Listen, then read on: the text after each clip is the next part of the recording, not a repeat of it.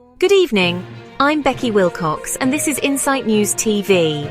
Tonight, a high-stakes diplomatic tour unfolds as Canada's new Prime Minister Mark Carney lands in London. His mission? To solidify alliances as Canada faces growing threats from the United States. But with British Prime Minister Keir Starmer treading carefully and King Charles making a symbolic but silent show of support, the question remains, just how far will the UK go to back Canada? Stay with us because the political signals in this meeting could redefine Canada's place on the world stage.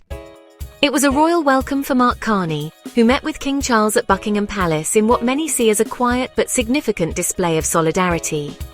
The King, known for his carefully crafted gestures, made a subtle yet powerful statement, wearing a red tie, a likely nod to Canada, and engaging in a private conversation with the new Prime Minister. The two spoke for 30 minutes behind closed doors, with no advisors present. But with Trump looming over Canada's economic future, the big question is, will this royal meeting send a strong enough message? Next, Carney moved to Downing Street, where he met with Prime Minister Keir Starmer. The public display was warm. Starmer reaffirmed the historic ties between the UK and Canada, referring to them as two sovereign allies with so much in common. But here's where things get interesting. There was no joint press conference, and Starmer refused to take questions. With the UK managing its own delicate relationship with Washington, was this a sign that Britain is hesitant to take a stronger stance in support of Canada? When asked whether he was disappointed by the lack of vocal support from allies like the UK, Carney did not mince words.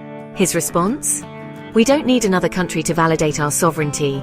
We are sovereign. We don't need praise from another country. We are proud in and of ourselves."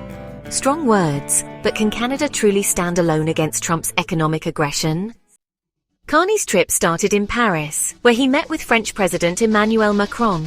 France, like Canada, is in Trump's crosshairs, facing potential economic retaliation from the US.